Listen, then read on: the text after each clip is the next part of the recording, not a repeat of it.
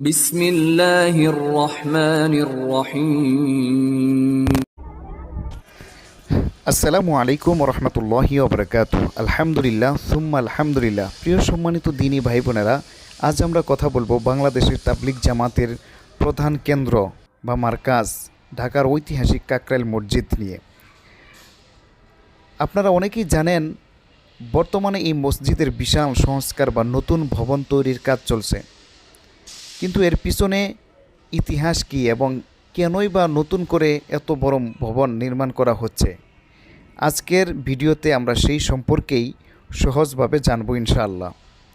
ইতিহাস থেকে জানা যায় কাকরাইল মসজিদের আগের নাম ছিল মালওয়ালি মসজিদ, রমনা পার্কের পাশে অবস্থিত।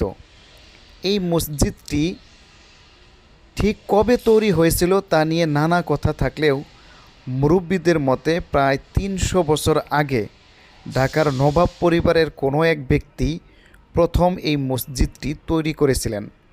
শুরুতে এটি একেবারেই ছোট একটি টিনের ঘরের মতো ছিল।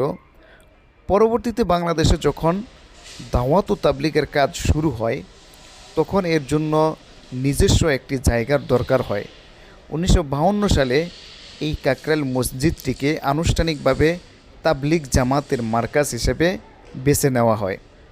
এরপর 1960-এর দশকে তাবলিগের বিশিষ্ট মুরব্বী এবং ইঞ্জিনিয়ার মরহুম হাজী আব্দুল মুকিত সাহেবের সুন্দর নকশা ও তত্ত্বাবধানে মসজিদটিকে 3 তলা ভবনে নতুন করে তৈরি করা হয়।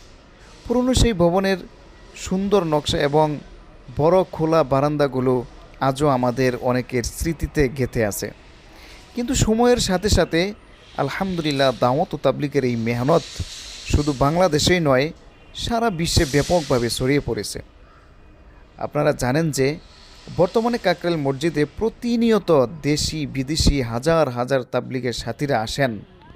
বিশেষ করে প্রতি বৃহস্পতিবারে সব্যচারী বিদেশি মেহমানদের অবস্থান, বিভিন্ন মাসোয়ারা এবং ইজতেমার সময় লাখো মানুষের উপস্থিতিতে পুরনো সেই 3 তলা ভবনে জায়গা দেওয়া একেবারেই অসম্ভব হয়ে পড়েছিল।